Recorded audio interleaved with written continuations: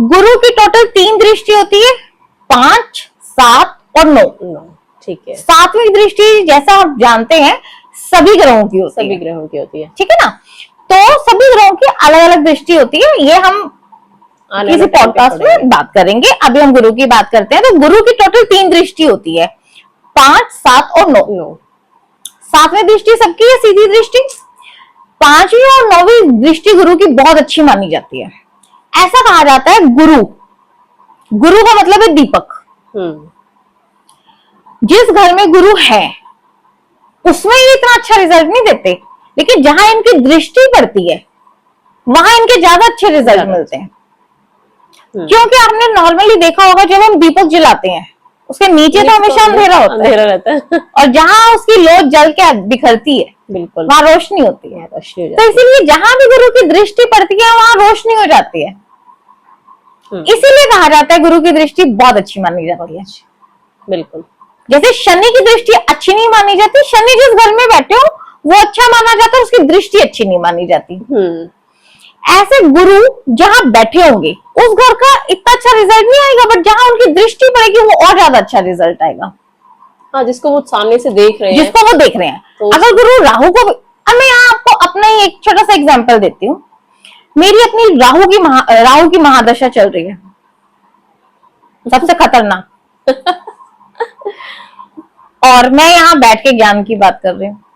और अभी मैंने आपको बोला कि राहु ध्यान नहीं लगने देता, भक्ति नहीं करने देता, मंदिर नहीं जाने देता, मेडिटेशन नहीं करने देता, और मैं उसका एक ऑपोजिट हूं। कैसे? यहां आती है दृष्टि की बात। मेरी अपनी कुंडली में D1 चार्ट में राहु के ऊपर गुरु की 9वीं दृष्टि पड़ रही है। हाँ, वो इसीलिए राहु को एक्टिव नहीं होने दे रहा। यस, राहु की गुरु पे 5वीं दृष्टि पड़ रही है। राक्षस भी गुरु को देख रहा है और इस वक्त उसी की महादशा चल रही है। लेकिन कहते इवन दैट मैं यहाँ बैठ के आपको ज्ञान की बातें बता पा रही हूँ, मैं एस्ट्रोलॉजर बन पाई राहु की महादशा में ही। अब मेरे साथ ऐसा कैसे हो गया, ये मैं आपको अपना खुद का एग्जाम्पल दे रही हूँ। हाँ, तो ये मतलब एक गुरु की दृष्टि ने आपका ये सारा। गुरु की दृष्टि अगर राक्षस पे भी पड़ेगी ना, हाँ, तो वो उसको भी सुधार देगी। बिल्कुल। तो जैसे जब मेरी राहु की महादशा शुरू हुई थी, इसने अच्छी तरह से मुझे पूरा कष्ट दिया। मेंटल परेशानी दी, शारीरिक परेशानी दी, हर तरह की परेशानी दी। लेकिन साथ ही मेरा ध्यान, और मुझे अपनी आज तक बीमारी की वजह पता नहीं चली राहु की वजह से, लेकिन साथ ही मेरा ध्यान भक्ति की तरफ जाने लगा। जैसे मैंने आपको बताया कि गुरु में गुरु ही आते हैं, ऐसे राहु में राहु आते हैं। जब राहु में राहु आए, उन्होंने मेरे को जी तोड़ दुख दिया, परेशानियां दी। और जब फिर उसके बाद राहु में गुरु आए, सीक्वेंस के हिसाब से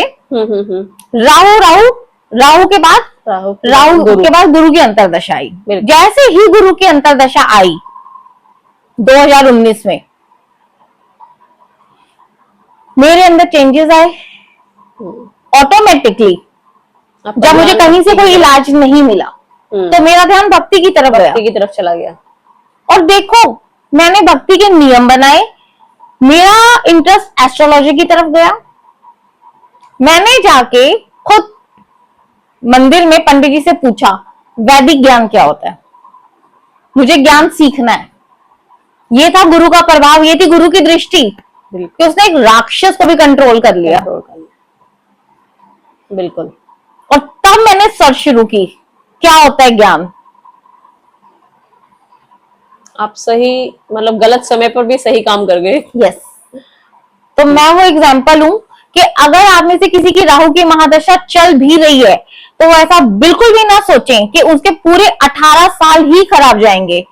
मैं आपके सामने एक लाइव एग्जाम्पल हूं जिसकी राहु की महादशा चल रही है और आपके सामने बैठ के वो ज्ञान की बातें भी कर रहे हैं और वो एक एस्ट्रोलॉजर बन रहे हैं।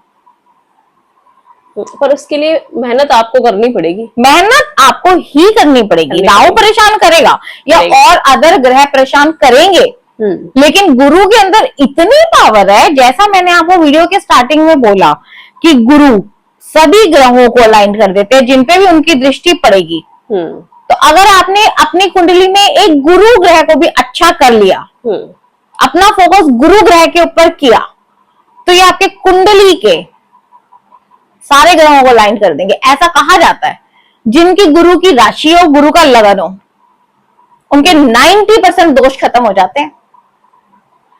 मेरी अपनी राशि गुरु की है, धनु राशि, और आज मैं आपके सामने बैठी हूं, ज्ञान की बातें कर पा रही हूं कर रही हूं, और राहु की महादशा में। बिल्कुल। तो राक्षस बड़ा नहीं है, भगवान बड़े हैं, गुरु बड़े हैं, गुरु बड़े हैं। तो गुरु ने कर लिया ना राहु को कंट्रोल। तो आप अंजू जी फिर हमें इसकी कोई रेमेडीज भी बताइए इनको।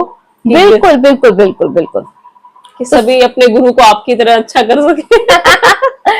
गुरु की बिना कुंडली देखे सबसे बढ़िया रेमेडी जो है, अगर आप में से किसी की गुरु की महादशा चल रही है और उन्हें कुंडली देखनी नहीं आती, उन्हें बस इतना पता है कि उन्हें उनकी गुरु की महादशा चल रही है, बिना कुंडली दिखाए आप बस अपना एक नियम बना लीजिए कि आपने 24 घंटों में से मिनिमम 1 घंटा, चाहे वो आप लगातार 1 घंटा दें, चाहे वो आप मंदिर में जाने का नियम बना लें।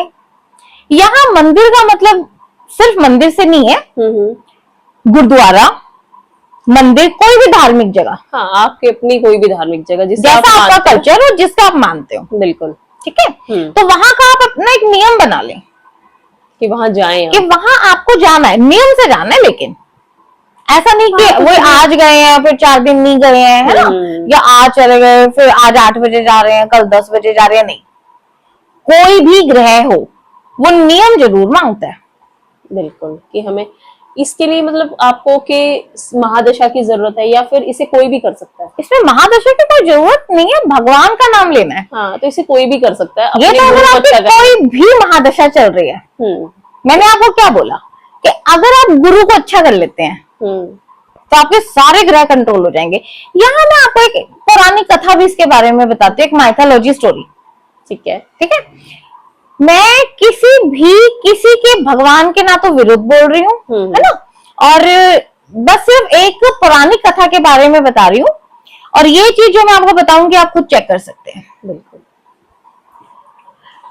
जो शिव भगवान को मानता है या विष्णु भगवान को मानता है, मैं ये नहीं कह रही कि शिव भगवान बड़े हैं, विष्णु भगवान बड़े हैं। बिल्कुल। ठीक है। जो ग्रंथों को पढ़ते हैं और जिन्होंने ज्ञान लिया है उन्हें ये बात समझ में आ जाएगी। जैसा मैंने आपको बोला, गुरु ग्रह है विष्णु भगवान। ठीक है। तो विष्णु भगवान से रिलेटेड एक पौराणिक कथा है। विष्णु पुराण आप में से जिन्होंने भी पढ़ा होगा, देखा होगा या सुना होगा, विष्णु पुराण का आप उठाएं और देखें, उसके अंदर या पढ़ें, या अभी तो आजकल इतनी फैसिलिटीज हैं। हाँ, आप फोन पे भी देख सकते हैं, आप फोन पे देख सकते हैं, आप टीवी पे देख सकते हैं। आप विष्णु पुराण लगाइए, आप उसको सिर्फ फर्स्ट एपिसोड देखिए। ये जो बात मैंने आपको बोली कि गुरु ग्रह को अगर आपने ठीक कर लिया तो आपके सारे ग्रह ठीक हो जाएंगे, मैं ये इसके ऊपर बता रही हूँ कैसे कैसे ये बात मैंने कैसे कही। ठीक है। विष्णु पुराण में सबसे पहले सृष्टि में विष्णु जी आए। ठीक है। ठीक है। विष्णु जी के नेत्रों से, आंखों से सूर्यदेव बने। ठीक है। उनके मन से चंद्रमा बने। उनकी नाभि से ब्रह्मा जी बने। त्रिनेत्र से शिव जी बने। उनकी भुजा से लक्ष्मी माता बनी। मतलब सभी भगवान का जन्म उन्हें कह सकते तो हैं। सबके दाता, सब ग्रहों के दाता कौन हुए? हाँ। इसीलिए कुंडली में गुरु को सबसे ऊपर माना गया, और उनका स्ट्रांग होना भी बहुत इसीलिए कहा गया कि कुंडली में गुरु की दृष्टि खराब नहीं हो सकती। नहीं। कैसे हो सकती है? सब ग्रहों को किसने बनाया? बनाने वाले कौन है? अपनी संतान को वो कष्ट कैसे दे सकते हैं? बिल्कुल। अगर आप सही रास्ते पे चल रहे हैं, भक्ति कर रहे हैं, भगवान का नाम ले रहे हैं, तो वो आपको आपके साथ गलत कैसे कर सकते हैं। हाँ, लेकिन ये सच है कि हमने कुछ तो गलत कर्म किए होते हैं ना, तभी हम लोग यहाँ अब वापस आए हैं, बिल्कुल, है ना। तो अब उन गलतियों को सुधारना है, उन गलतियों को अगर सुधारना है, और अगर हमने पीछे कुछ गलतियां की हैं भक्ति में या किसी भी तरह की, इसीलिए इस जन्म में गुरु हमारी कुंडली में नीच के है ना। हाँ बिल्कुल सही। तभी हमारी कुंडली में गुरु नीच के है ना। कोई बात नहीं, अब आप उन्हें सुधार ले, अब आप अपनी उस गलती को सुधार ले। हाँ, अब हम दोबारा वो गलती ना करें जो हम और भगवान का दिल तो हम सब जानते हैं कितना बड़ा होता है। बिल्कुल। हम जितनी मर्जी गलतियां करते हैं, एक बार जाके उनके पास माफी मांगते हैं, हाँ, वो तुरंत हमें माफ कर देते हैं, बशर्ता आगे गलतियां रिपीट नहीं होनी नहीं होनी चाहिए।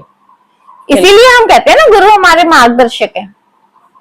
बिल्कुल, वो हमारा मार्गदर्शन करते हैं, हमें सही राह पर लाते हैं। तो कोई बात नहीं, अगर आपकी कुंडली में गुरु नीच के भी है, तो इसका ये मतलब बिल्कुल नहीं है कि आपके साथ हमेशा बुरा होगा। आप अपने गुरु को अच्छा कीजिए, और इसके लिए आपको बहुत ज्यादा मेहनत नहीं करनी है।